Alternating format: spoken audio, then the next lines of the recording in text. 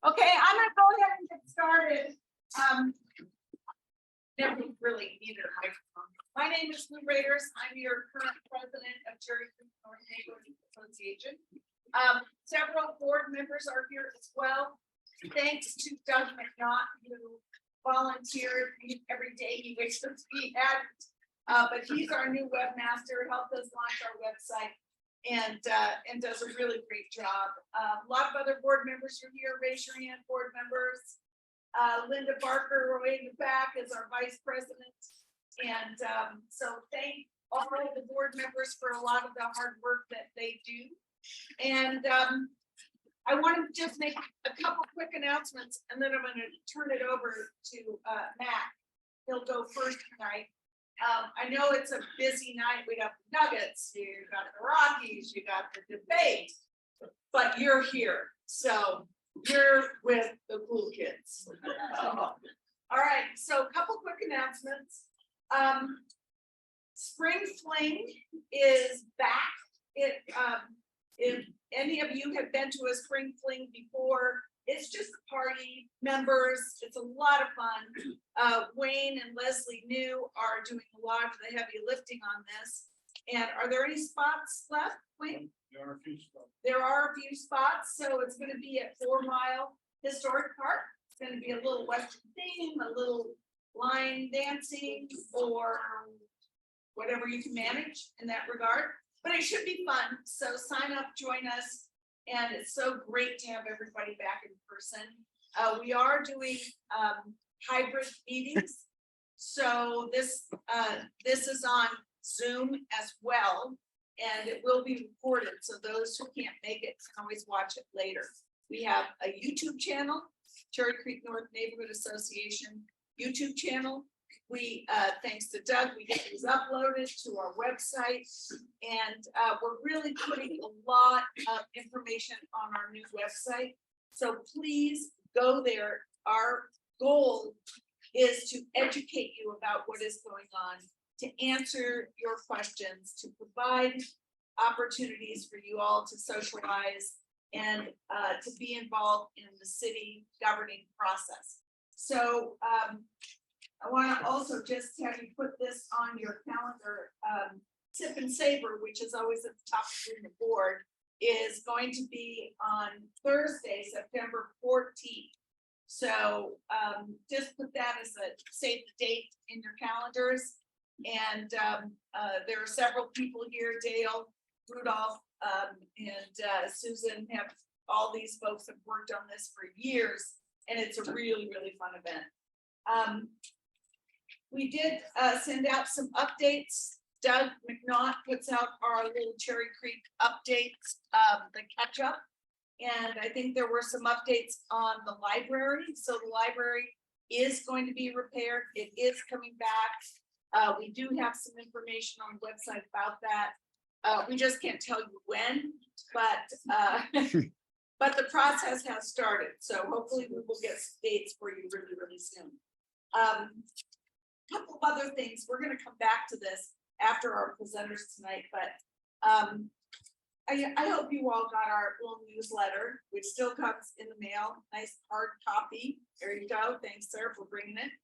And Leslie, it really, and Wayne both do some heavy lifting on this. So if you have ideas, again, we're trying to make this educational for you, try to make it relevant to things that you care about every day. And so if you've got ideas, please do let us know. And thank you again, Leslie, for all the work you've done on this for years and years and years. We do have an article about zoning and development updates. You can read about it or you can hear about it. So with that segue, I'm going to introduce Matt Joblon, who probably in this neighborhood really doesn't need much introduction. I'm loud. Just Oh, for that, no problem. it's for the Zoom, Robert, and Robert. We'll see if he's as loud as this old cheerleader. I think so. Is that good? Yeah. Oh, got me on a leash. I can't want to, but it's a long leash. We like you on a lead. Thank you. Matt. Appreciate that. So Matt Joblon is going to talk about his development. Please help me welcome Matt.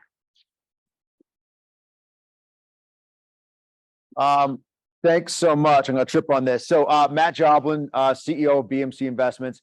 I'm impressed with all of you. Let me tell you why. Nuggets, Rockies, mayoral debate, great restaurants, and you are here, which means you really care about your neighborhood, which is actually really awesome because I care a lot as well. It's been 13 years since we've been in Cherry Creek developing projects, and it's always been a collaboration with Lou, with Wayne, with so many other stakeholders in the community. So when I tell you that I'm honored and humbled to be here, I'm not blowing smoke at all about that. I feel like it's a privilege to do this in Cherry Creek North. And we're all, I think, incredibly lucky to be here because this is still, given all the bad things going on in the world or the real estate world, Cherry Creek is really dynamic and thriving right now, especially with everything going around it. So that's really amazing. And our goal is to keep the momentum going with that. So with that being said, we're going to talk about the Clayton Lane project. Does anyone know what that is, what I'm referring to? Okay. So while we're getting this up, quick context. Invesco, a large investment company with a developer named Oliver McMillan, bought the property. Includes Whole Foods, the old Sears, the parking garage, the retail below the condos, Crate and Barrel, retail under now the Clio, the parking garage under Janus. They bought that in 2015. And it was already zoned for the current use. They had a very grand plan. They were going to move Whole Foods, put them back in, take down the parking garage, punch Columbine all the way through, and do this large grand project, office, residential, retail everywhere. The linchpin of that was moving Whole Foods. They negotiated with Whole Foods. Supposedly they were close to a deal. And then, as you know, Amazon bought Whole Foods, went dark on them. Nothing ever happened. Right around 2018, 19, Brookfield, the largest developer in the country, bought the company, Oliver McMillan, and they stepped in as the sponsor, the developer, take over the project. The team from Oliver McMillan all left. There was no one there. Nothing happened for 2 years. Invesco ended up buying Brookfield out, took whole ownership. They hired a broker in town, John Jugel from Newmark, and they did an RFP, request for proposal, to 12 of the largest developers in the country, which we do not qualify for. The only reason why we got invited to it was 2 reasons. One is the CIO of Invesco, basically the person who ran that company, lived in Cherry Creek North up until a few months ago, knew everything that we did here. And number 2, my brother had a very successful partnership with Invesco in Austin, Texas, in a project called Music Lane that's kind of similar to what we're doing here. So the only reason why we won the RFP was we were the only group that said, hey, we're going to lead with the constraints. Here are all the things you can't do. You can't move Whole Foods. 30 years left in the lease, second most profitable Whole Foods in the entire United States. And if you want to see a cat fight, go to that parking lot during rush hour. It is unbelievable what's happens there. Number 2 is that big parking garage cannot come down under any circumstance. The condo owners have to have access to all their units. Janus has parking, Whole Foods does. So anyone that told you all that they're going to take down that parking garage and punch Columbine through, they just never had any basis for that. Number 3 was the city was never in favor of punching Columbine all the way through. They do not want another stoplight on First Avenue with all the traffic going there. And as you know, the intersection of First and University already has some traffic issues there.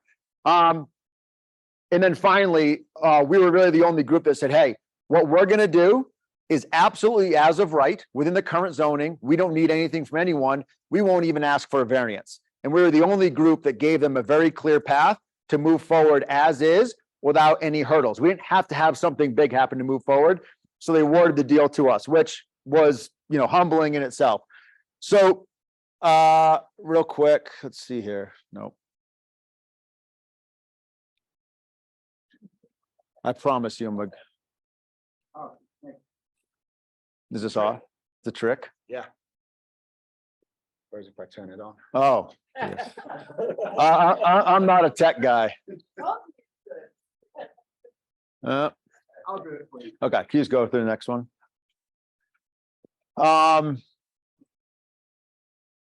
So there's the site, like I said, parking lot, Whole Foods. You can see the 5-story garage in the back. The Sears right there is about 50,000 square feet. You got the Crate and Barrel. Sorry. Oh, is there a laser on there? Yeah. That does work. I mean, give it a shot. Yeah, exactly. What do you do to press that?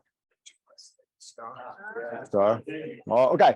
So look at this. I mean, okay, Whole Foods parking lot. Here's the Whole Foods right here. This is that 5-story parking garage right now. Sears is right here. Crate and Barrel, 2 stories right here. Existing condos, the retail below it. And then the retail below the Clio Hotel used to be the JW Marriott. And there's a parking garage below the Janus. You can go to the next, please. So we are only developing this orange line. We are not touching the parking lot. We're not touching the Whole Foods. We're not even involved in it financially in any way. We carved it out of the deal. So this is only the part that we're doing right here. We also carved out this. So we're not involved with the retail here or the parking garage below that. Next slide, please. The way we're doing it is it's all owned by one property. We're doing a zone lot amendment. Let me tell you why that's important. It gives us the right within the current zoning to build this, but also the way we're designing it, these other zone lots are going to always be in conformance with the current zoning. Oftentimes you can do something like this and you can put another lot outside of the zoning out of conformance. We're ensuring that everything is in full conformance, even though we don't have ownership. Next, please. So the main idea is we're going to demolish Sears and the Crate and Barrel right here. We're going to add, we're going to come up and build apartments right here. We're going to build apartments above this parking garage. And then we're going to create a retail paseo right there. Next slide, please. This is just looking over exactly what I showed you. Whole Foods, parking lot. This all comes down right here. These condos will stay the same. And then the parking garage stays, but we're building 3 levels of units above that. Next slide, please. Okay, so here's the site plan. So we're going to build 434 for-rent apartments. 10% of those are going to be affordable at 60% AMI for as long as the project is around. We're going to have 100,000 square feet of ground floor retail. And what we're doing right here is we're likely going to, and we haven't told anyone this, but I think we're getting Equinox back, which is the top fitness brand in the world right now. So a 30,000 square foot world-class gym, fitness center, spa right here. The orange are restaurants on here. So we've got an amazing breakfast, lunch, and bakery concept right here. We've got an ex-top chef from the show to do a hidden omakase sushi concept right here. We're going to do an amazing speakeasy. I don't know if you've been to BNGC at the Halcyon here. We've got Senior Bear from Lohi. Juan Padron and his team are coming in here. We've got a top national ice cream brand right here. Here's the residential lobby right here. We've got Sun Life Organics out of Malibu, amazing juice, smoothie bowls, super healthy. We're going to do our third Aviano coffee with brothers. This is a vestibule that'll go up to the 4th floor, and we're going to do a world-class steakhouse up there. We've got an amazing lunch dinner concept here. I also opening called IPOP. So we're doing another bar right here. It'll be more like high-end beer, whiskey, very different from those. And then we're negotiating with the top Italian restaurant out of New York City to come here, which would be just unbelievable if we could get. And then the rest of the pink will be retail. 2 of the retail, and we're talking, you know, I'm trying to think who, you know, Kimosabi out of Aspen wants to come. Love Shack Fancy out of Austin, Texas wants to come. A lot of the stores in the mall that don't have non-competes want to come out and be here. So we've talked to Yves Saint Laurent and Hermes. So a lot of kind of high street fashion, great restaurants. The key to this, and I'll show you the renderings, is this paseo right here opened up. We've got a community gathering area right here, an outdoor bar that we'll program, but we'll do yogas in the mornings, all sorts of events, bands during the holidays, everything. And we're going to get a liquor license for the whole thing in here, so you can walk in between all the restaurants with your drink or your food, or sit in, like, we'll probably have 50 seats in this area right here, sit down, hang out. So that's really important. Real quick on the parking, just to give you context. 2nd Avenue, here's Clayton right here. Here's the Clio. This is 1st Avenue. The residents are going to come in and come down and park themselves in the residential building right here.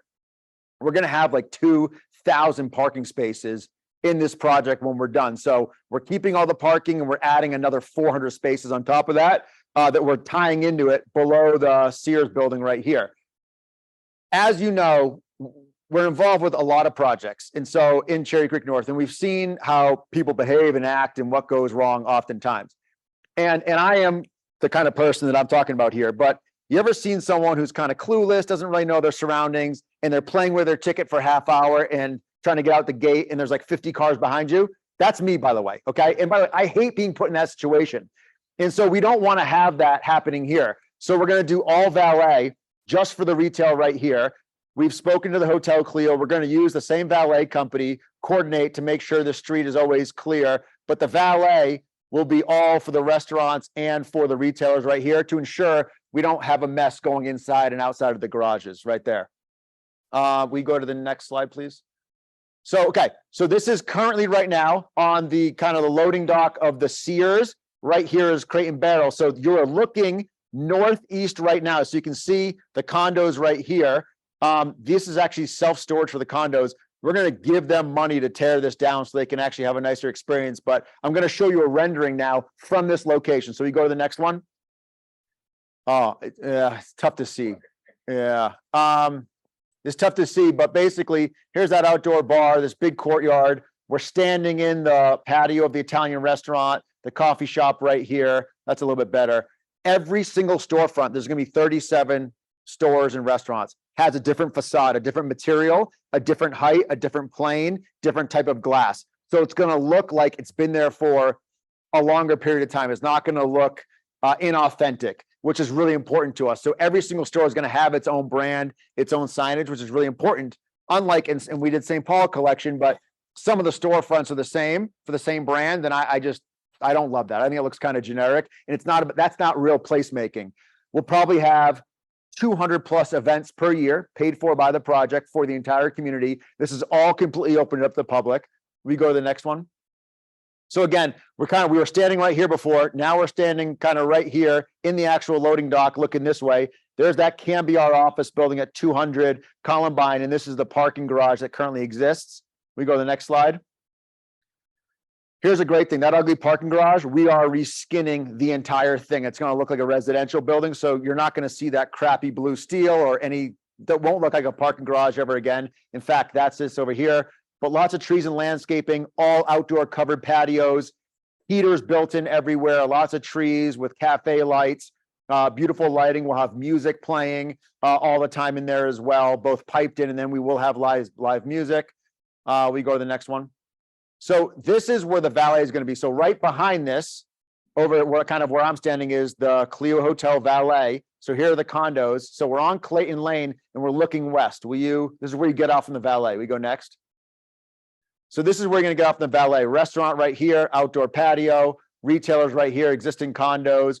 We're doing a 4-story residential building here. We've got the right to do 8 stories. We're not maxing out the zoning here or the buildable square footage at all. We're leaving a couple 100,000 square feet not available. We're just not using it. And that's for a couple of reasons. One is I want the scale to feel right. I want this lane, we're not calling it Paseo, to feel right. And I just feel in terms of creating this place, not having these towering towers everywhere makes sense. So can you go to the next one? This is just how some of the facades are going to look. We're going to have brick, painted black lacquer wood, board form concrete, white brick, white wood, lots of awnings, tons of landscaping in here. And again, really beautiful curated signage and branding and everything. Next slide. That was it. Okay, so that's the basic project. Like I told you before, everything is absolutely as of right. We don't need to ask for anything.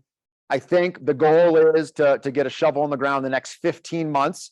The constraint is going to be, the bottleneck's going to be the city. We're ready to go. We're fully capitalized from an equity standpoint. But the city, I'm sure you've heard, is difficult on every level. Hopefully we start in 15 months, and then it's going to be 2 years for us to build it.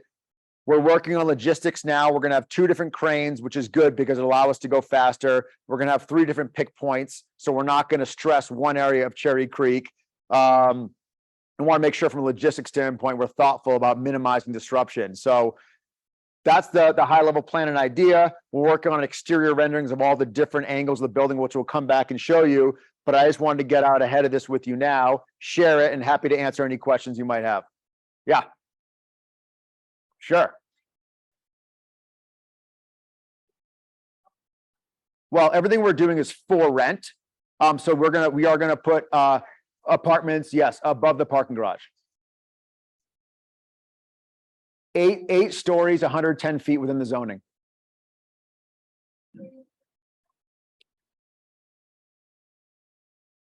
Just one location on Clayton Lane, which is a private street.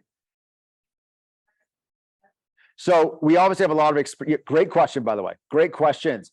We have a lot of experience with valet, and what we've learned in it, because we've got the Moxie Hotel, the Halcyon Hotel, the Clayton, and then numerous restaurants, Matsuhisa, Bilbo K, Quality Town. Then we all have valet. You very quickly learn when the peak times are, and it's all about staffing. And so if you're understaffed and you get whacked at one time with the parking, you can have 10 cars stacked, absolutely, and it becomes a problem. A, we don't want to do that for the neighborhood. B, that's a horrible experience for all the patrons coming. It's really important that we deliver an incredible experience. So we're going to work with the Clio, the old JW Marriott, and have extra people there that can go back and forth between to help make sure we don't have that where there's 10 cars waiting. Yeah. Beautiful. My question is traffic. Because it seems like you have ample parking, but bringing in,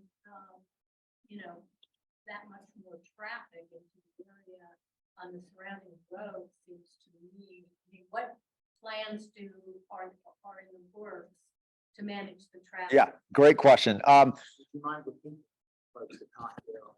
Sure. The question was, all this additional density, is it going to cause a traffic issue? How are we going to mitigate the traffic? Is that fair? Very good. Yeah. Okay. So a couple things. Number one is, you got to look at the existingly what's happening. Tons of trucks are coming on 2nd Avenue all the way down. Right before they hit Clayton, they turn into that area, go under the garage, come in and out. So there's this crazy amount of unnecessary traffic.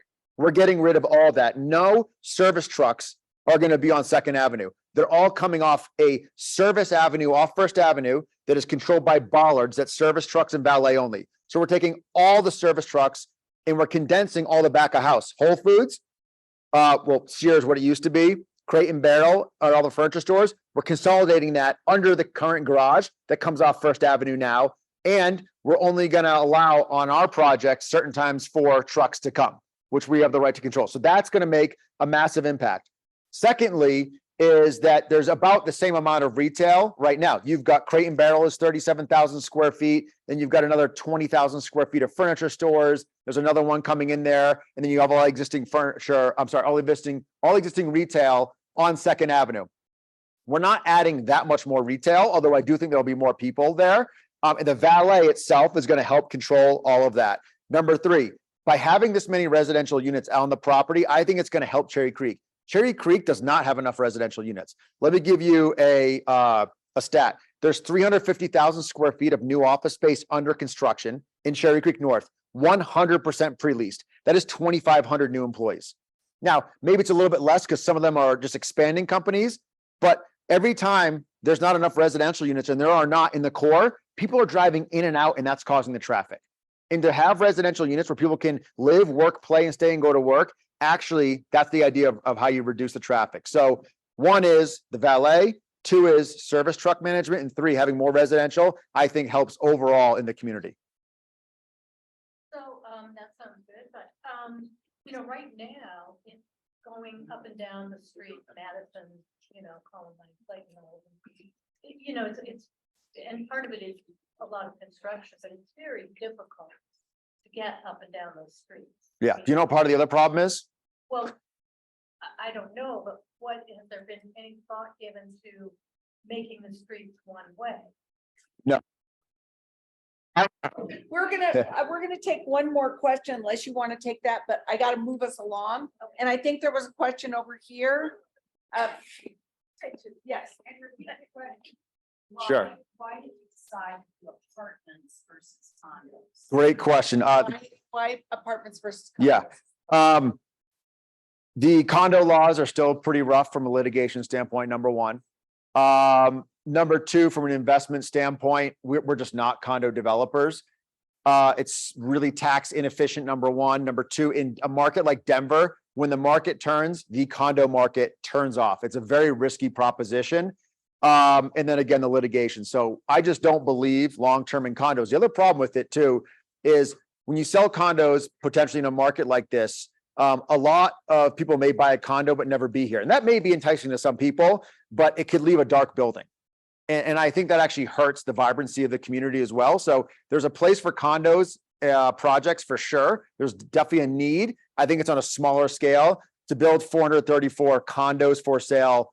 I think would be extraordinarily risky. And I'm not sure there's that many buyers of condos in Cherry Creek. So that's, I'm gonna just see, is it a short question, Polly? Yeah, this is short question. Where do you put up the workbench parking? When they come in. Well, construction. yeah. What are we going to do about all the construction workers? I heard that you have some extra space in your yard that you are willing to rent out to us. So yeah, for sure. No, great question. There's gonna be a lot of them. It's part of the logistics plan. We'll probably be busing a lot of people in, have an offsite parking lot, busing them in. We also have an existing garage there. And we're actually allowed to operate the garage all during construction, certain parts of it. So we're definitely gonna put as many of the workers in the garage as well, which will mitigate a lot of the risk. I know where the question is, and we are part of the problem. On some of our projects, our construction workers park on, any of the streets between 3rd and 5th and walk right down. And, it's an issue. It's not okay with us. And I know it's not okay with you. And we're going to create an accountability system with our construction team to help mitigate that. So Who's your construction team? I- You don't know yet? no, well, it could be PCL right now, Okay. but they got to hit a certain number. So we'll see. Find everybody that, anybody who builds now in Cherry Creek, they have to file a plan. Yeah. for where their construction workers are gonna park. So that's one thing. And then we also have an enforcement issue that we've had. I have seen more enforcement in the last 2 weeks than I've seen for a year. So, but there are limitations on parking. And we're gonna start talking about parking. So, I tease you. but I do want to, we're kind of tight on time. Quick. Real quick. Yes. You talk about security. Yeah. Question is what Sec- security? What security? So look, I think the number one attribute to Cherry Creek North right now is safety. Downtown is dying because of crime, homelessness, and a lack of safety. And that is buoying Cherry Creek tremendously. So we take it very seriously. Number one. Number two is, and then by the way, that's what Maslow's hierarchy of needs. You can't sell anything unless it's safe. So we understand the importance of keeping this community safe. So we will have a tremendous amount of security as part of the project at all times, ensuring that that the project is safe. So we'll coordinate with the bid. I'm on the bid board as well. We will coordinate with the police directly. We will coordinate with we will hire our own security services that will dress and look like police, and they will be present at all times. Tremendous amount of light in the project as well. That deters crime. And so between those things and coordination with police, I think is critically important, and we will really go overboard to ensure that we have a big presence there. And especially since, I don't know if you guys can remember back when we did a presentation on the common consumption law that was being passed, ordinance. And it allows people again to carry their drinks from place to place. And there are lots of restrictions, and one of them is they have this kind of security. So that little area in Paseo, the lane, will be the common consumption. So you'll have, and the bid has really beefed up. We've heard from Nick Masters. I think many of you heard him speak to this issue before. So thanks for the question, and thank you for presenting. We're going to have him back. We still have some questions about, especially those of us who live right on Clayton, on the stacking, but they're solving to the questions.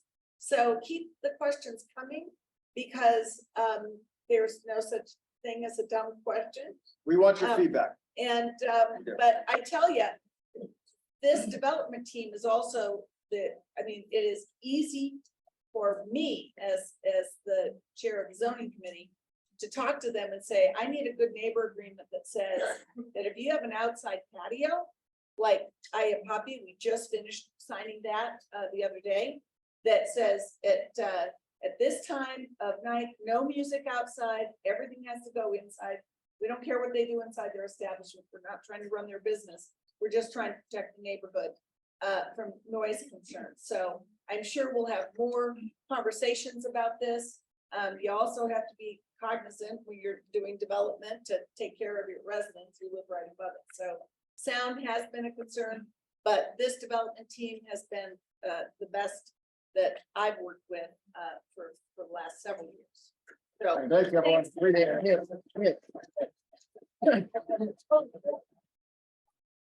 Can I put the PDF on our website? Yeah. Thank you. Sure. well, okay, all right. Sure. Thank you. Thanks, Matt, very much. And since we were talking about parking, we're going to go ahead and just segue right over to our parking permit discussion. We're really pleased to have Scott Burton and Jessica here from the city. They've been working. We know there are some issues that people have had getting their renewals, and our permit system is going to be changing. So with that, I'd like to have you join me in welcoming Scott to talk about what those changes are going to be for our neighborhood. Thank you. And both Jessica and I are going to be speaking, so we'll try to not use the microphone and hope that everybody can hear us, so we don't have to switch the microphone back and forth.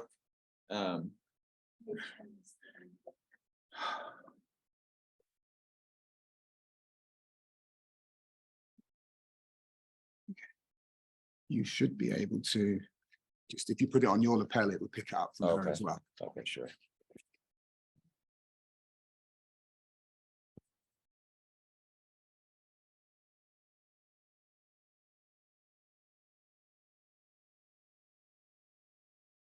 All right. Yeah, thanks, everyone. So I just checked the score of the Nuggets game. It's 46-36, second quarter, 7 minutes left. So thanks for spending time with us this evening. I know there are a lot of fun things you could be doing.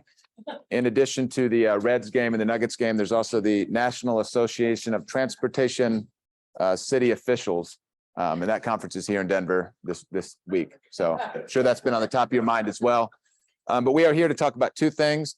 One being the Cherry Creek Curbside Access Plan that Lou and others have been helping us with since August, I think, when we kicked off, and then our residential parking permit policy update.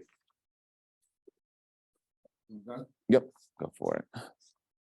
So yeah, this is what we'd like to cover. As I mentioned, sorry. Yeah, Scott Burton, City of Denver, the Department of Transportation and Infrastructure.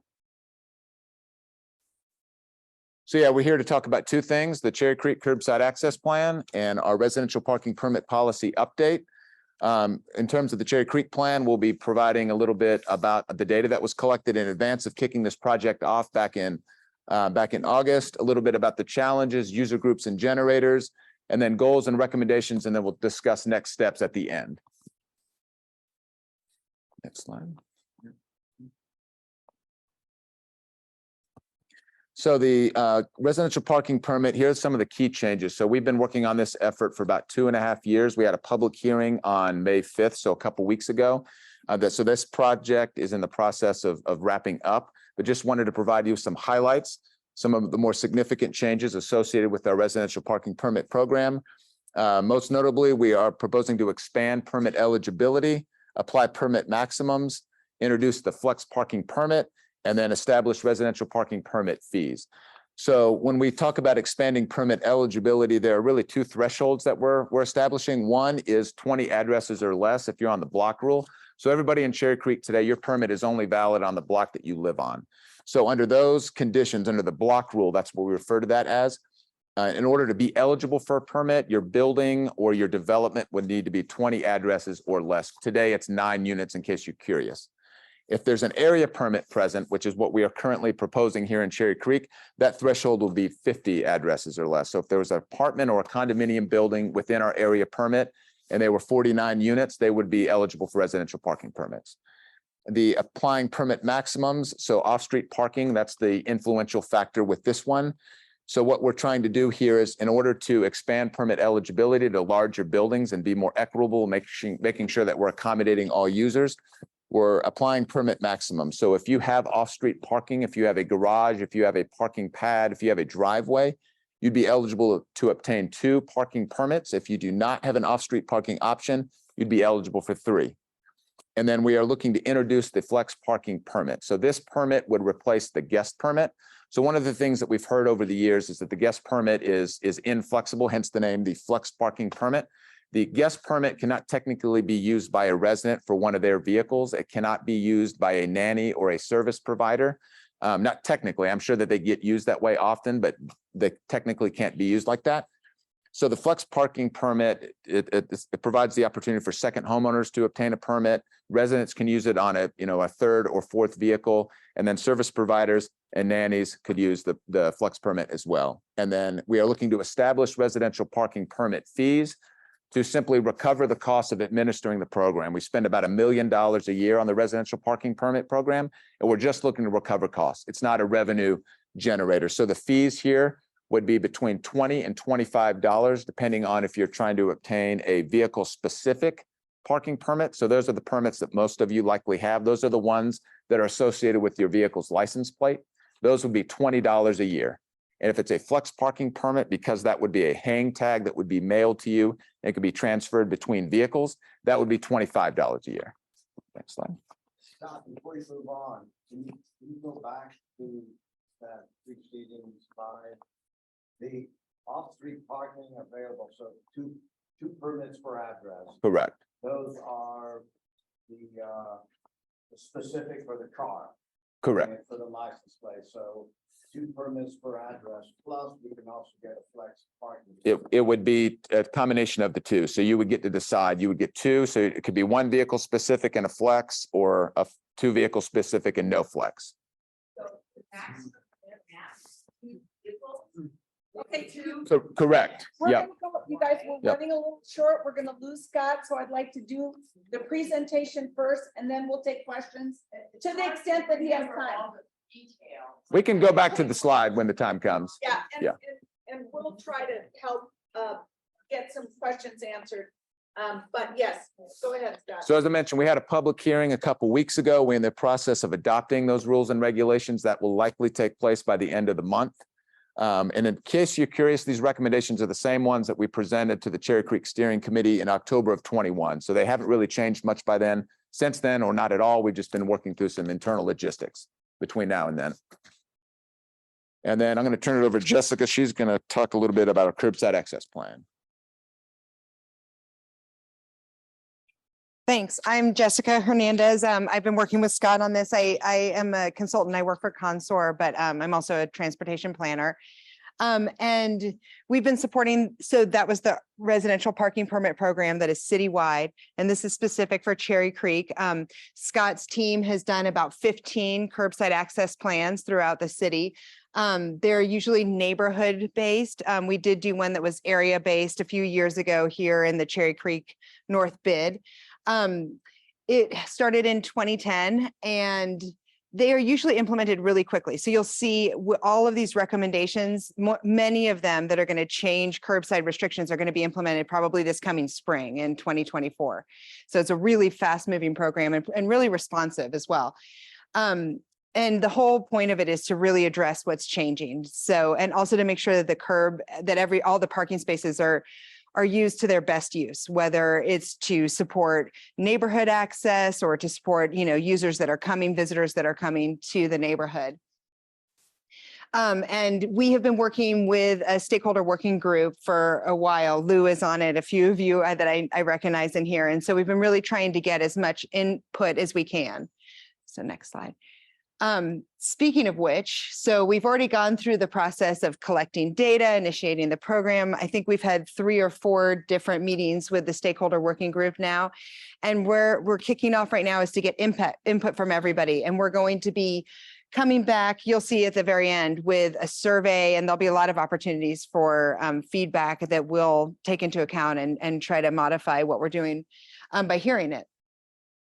So you'll be getting that in the next month or so. A survey. Oh, sorry. Next slide.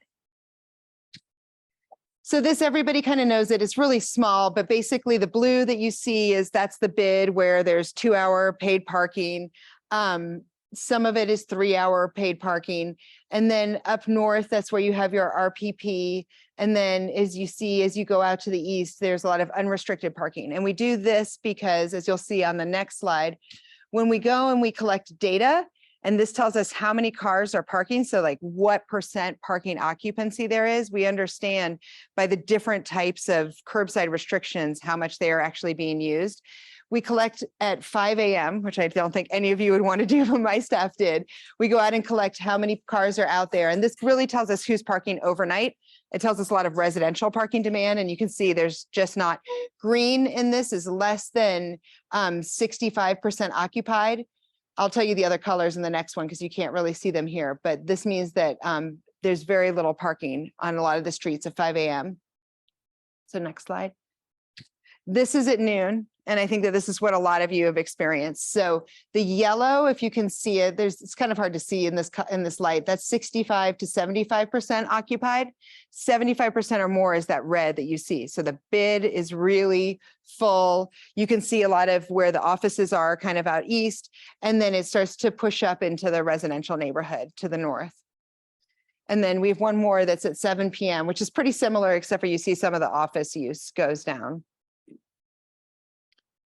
So now we're going to get into, I think, Scott, that's you. Next slide, please.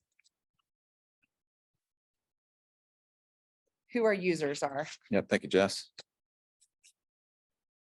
So yeah, we really rely on the data and then our identified user groups, challenges, the generators to help us identify the draft recommendations that we'll share with you today. And I just want to emphasize that they're draft recommendations. We're beginning the outreach phase of the project. And so early on in the process, Lou and others, our stakeholder working group that we work with the city council office to assemble, helped us identify user groups and challenges. So nothing new here. I don't imagine that there's a lot of different users relying on street parking within our study area. And these are some of the challenges that people experience. Some of the restrictions result in underutilized parking. Parking restrictions are inconsistent. That's especially the case south of First Avenue and Cherry Creek East. There's a lot of different, there's a combination of 2-hour parking effective Monday through Friday, some Monday through Saturday. There's just a lot of different varieties of 2-hour parking. So there's lots of inconsistencies. We know that guest parking is a concern, construction activities, though I think that's been improving recently. There's also a concern about enforcement, but I'm glad to hear Lou say that she's seen a lot more enforcement recently. I've been in the Cherry Creek now, I think, for about 4 hours, and I've seen at least a handful of vehicles. So that's great to see.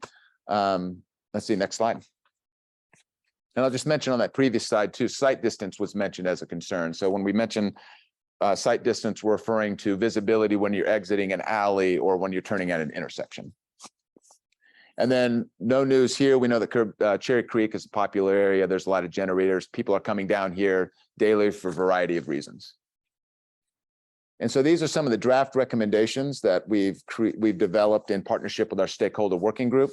And again, these are just draft recommendations. The outreach is beginning tonight.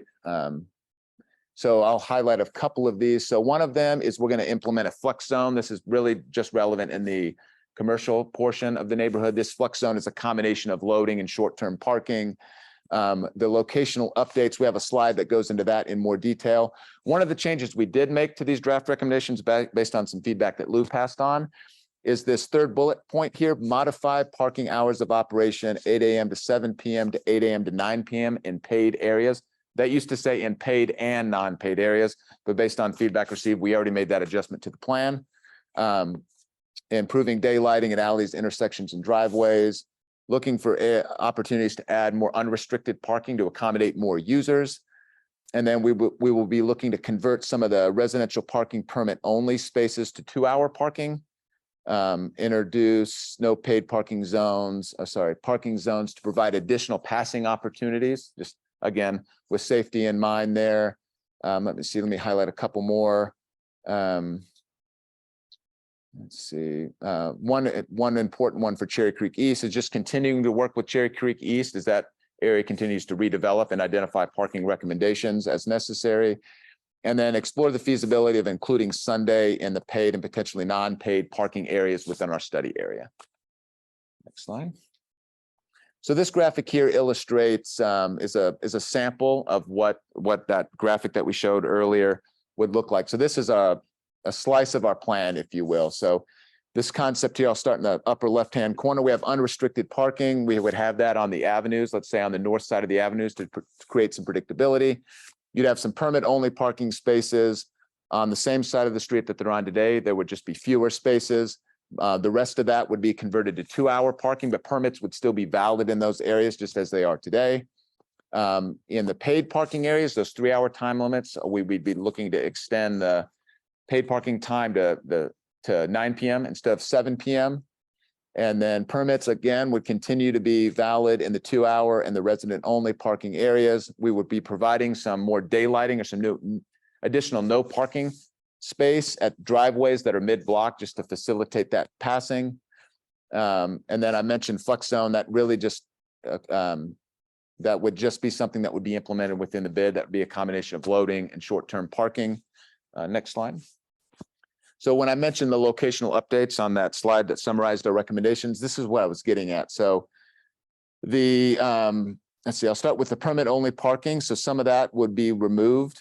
Just again, this is based on the data. This is based on the fact that the occupancy is really low, and we want to make sure that when enforcement is out here, they're enforcing the blocks where it's needed, where there are people parking. So in areas where occupancy is really low, we're proposing to remove the restrictions. So that applies to the upper right-hand corner there. I think it's Garfield, Harrison. I can't remember the third street. So just west of Colorado Boulevard, that burgundy circle. So we'd be proposing to remove those time limits. And then ones down here in the blue circle at the bottom in Cherry Creek East, removing those as well. Again, that's just based on the fact that occupancy is really low. And then we'd be looking to introduce some additional paid parking. So this would be done through the pay stations and pay by phone on First Avenue, just east of Steele there. And then, let's see, I think that's it for this slide. So next slide. And then, so in terms of next steps, as I mentioned, these are draft recommendations. We're just beginning the process. Thanks for coming. Thanks for having us. Sometime in the next month, we will either be mailing a letter to all impacted addresses within the study area or flyering. We haven't decided yet. That letter will include a summary of the recommendations. It'll include a more detailed version of that graphic that we reviewed that we will then collect, and it'll include a survey as well. So in addition to just providing us feedback via email, there will be a handful of survey questions that'll help us identify potential changes to our plan. We would then incorporate that feedback in July and August. We could implement this plan in November and December, but we know that Cherry Creek's very popular around the holidays. We don't want to do anything to interrupt that. So we'd be looking to come in to implement Q1 and Q2 of 2024. And that is it. Since there's been so much information we've not seen before, ever on a board or first resident, can we get copies of all? Absolutely. Yep. Sure thing. I can send it to Lou first thing. Meetings where we can have more detailed discussion about some of these recommendations. Yeah, possibly. Yep. So right now, I just want to tell everybody, first of all, Annette Woodward, our treasurer, was involved extensively. The city actually did take some of our recommendations. It's not over, but you know, for example, when we said, look, people who have dinner parties want to be able to have the restrictions go off at 7 o'clock. And guest parking. And so Your guests don't have, you don't want your guests to pay. well, People that's have right. 2 cars. You can't just give us 2 permits, then you have no guests. Well, so some of this is data, and I really want to keep it to questions. This is evolving. Everyone will have a chance to, because we will send out this survey.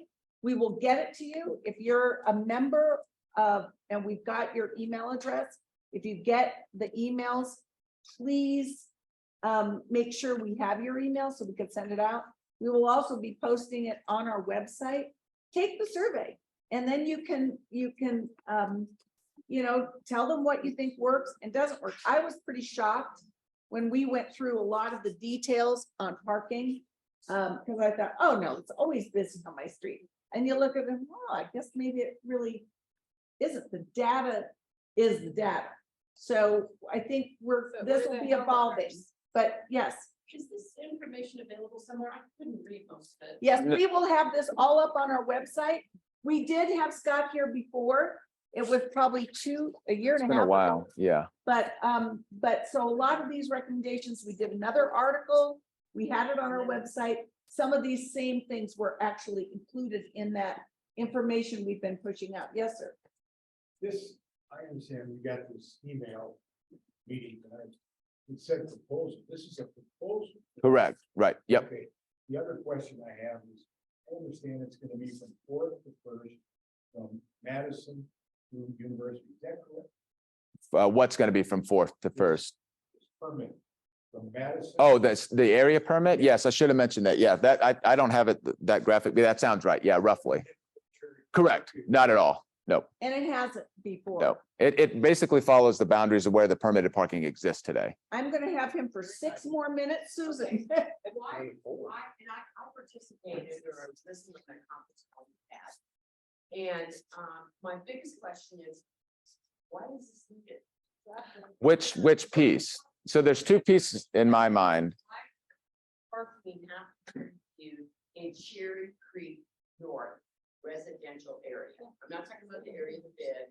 I'm talking about Cherry Creek East, but why is it needed? Yeah, I mean, I think there's just more demand for parking down here in the city to meet our transportation goals. We need to be maximizing our resources. We need to be using these curb lanes efficiently. And so it's just part of that. But the house, Yes, ma'am. Hi, Scott, thanks for coming. Sure.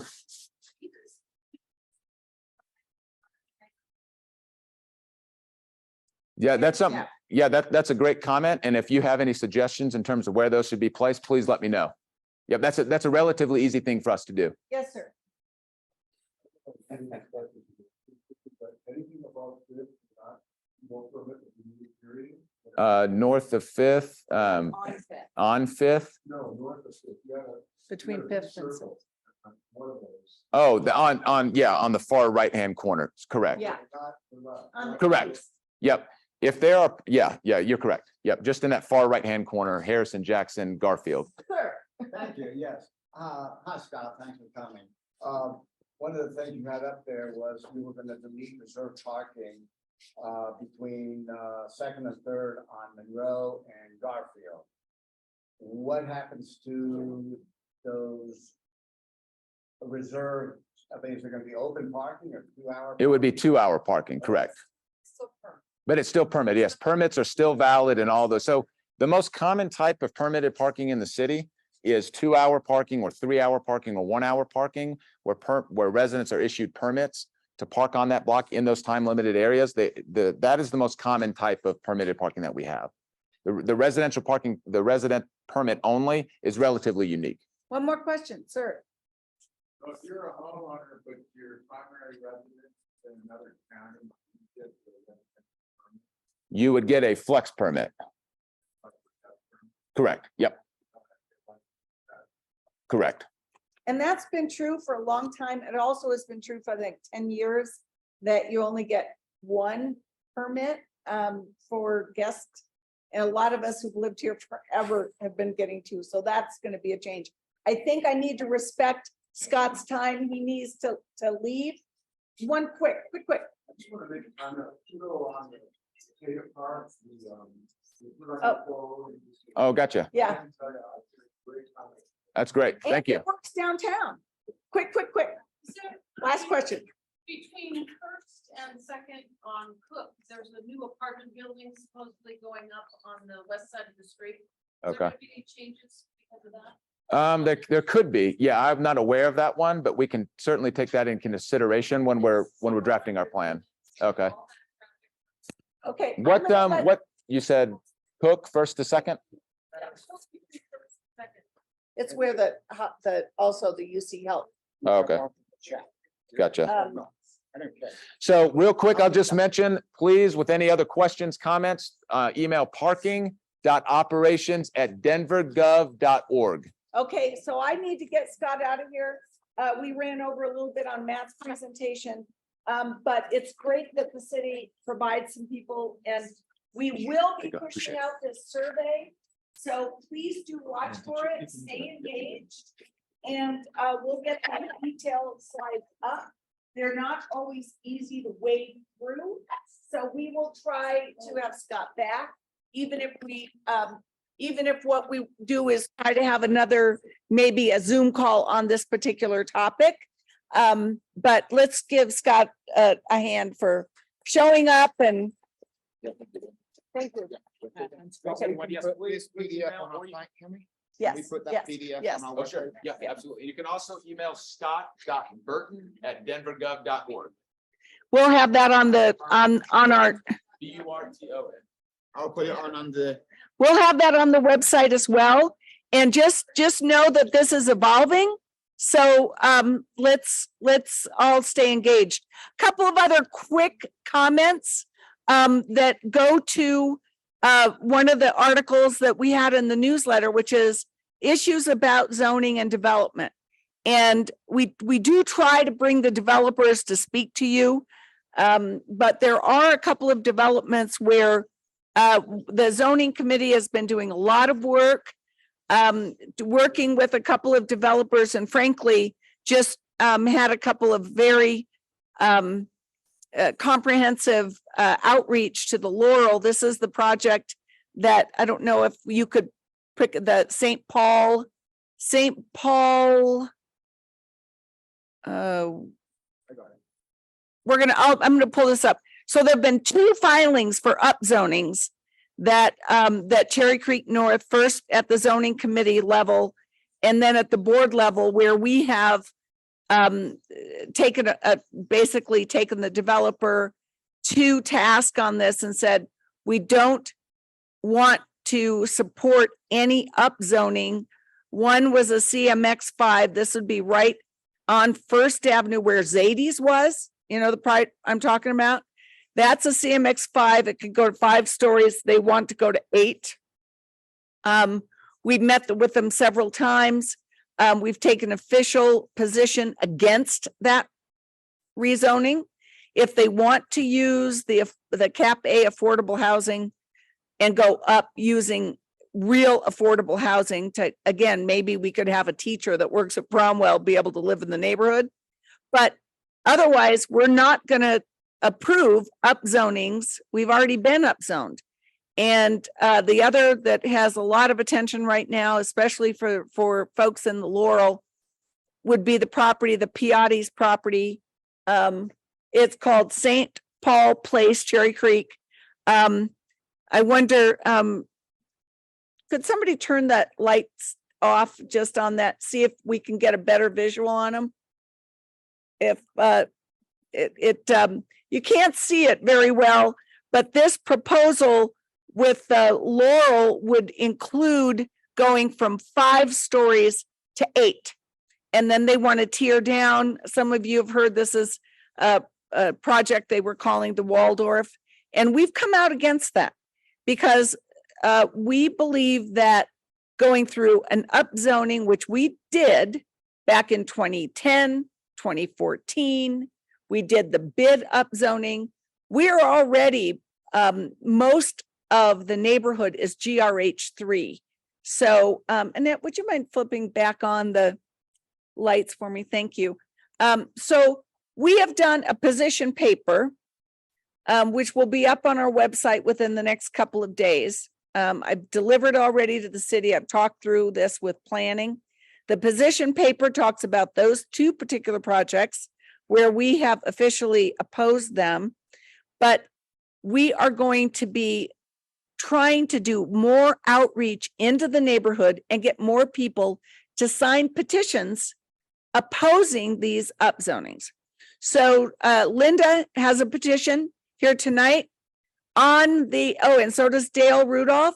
So on our website, you will find in the next couple of days, probably by Monday, I would say, a position paper, an explanation of why we're doing this outreach, and a petition that you can just print. And then if you sign, we will be gathering those petitions. You can always drop it off at my house. We'll have something on the website tells you how to get it to us. I don't care if you scan it and email it to us, but we will be gathering these for the next several weeks. And then we will be going to the city with as many residents backing us as possible. We've already submitted to the city the opposition by the board and by several people that we were working with at the Laurel. So we just, there are certain properties, every now and then, they're very old zoning, they don't fit, they didn't come into the current zoning, and they need to be rezoned. And we acknowledge that. The Edit Spa is one of those properties. It was one of the oldest PUDs. There's another just north of 4th on Detroit, or excuse me, 3rd on Detroit. It was the 5th PUD in Denver. You can't do anything with those. And for some reason, they didn't come into the current zoning. So there will be properties that don't fit what we decided in 2010 and 2014. They need to be addressed. But when we've already zoned property for a greater density, unless there's a really important thing that we need in the neighborhood that we're not getting, and you know, the most expensive condos in the whole state probably is not one of them. But we need residences, and we told the developers we welcome them to do a condo project in Cherry Creek North for sale condos, and we would support that project, but only at the 5-story. So help us, help our neighborhood, stand with us if you would. And I think if there are no questions about that. Oh, yes, ma'am.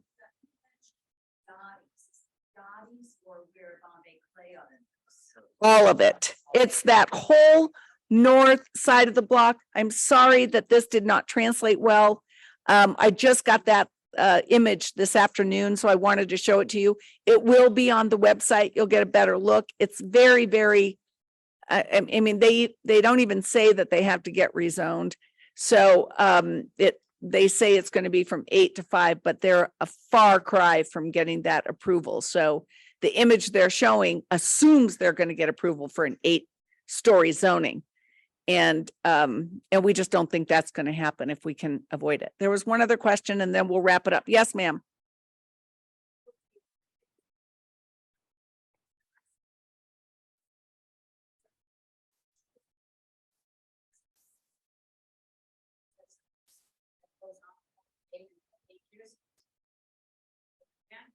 And the only time that, and I contacted her office many times, and the promise kept going on, the week before the election was the only time that she had one man on 6. But I think it's something that we have a different.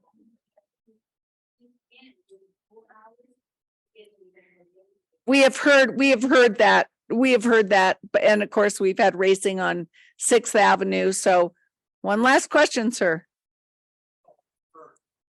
We've been in touch with Eric Stein, who's he's been totally non-helpful and even aggressive toward our concerns and well, I will say that this is a good plug. Vote, everyone. We had our candidate forum where we had questions specific about infrastructure and traffic issues, because we've had a lot of development and not necessarily infrastructure to support that. We have a new councilwoman. She was not able to be here tonight, but Amanda Sawyer will try to be at all of our meetings.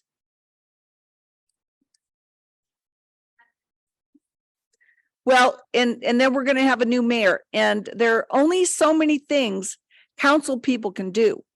Right? I mean, council people do not, they coordinate for us with our police department, but this is a top-down issue. And we are a mayor centric government here in Denver. So make sure you watch all of the, we have posted on our website the debate that we had here that we co-hosted with the bid. There's another one tonight. Make sure you know that we really need somebody that can tackle some of these issues and that will listen. And we also do know that they can't fill open police positions. They can't fill traffic positions. The city is woefully understaffed in these areas, not for want of trying, according to them, but so we're hoping these You know, we've got a growing city. We need growing staff to help support these things. So I'm gonna call it because we're actually a little over. And anybody, please come up and talk to me and I'd be happy to stay for a little bit. Thank you very much for coming, everyone. Good night. Go Nuggets.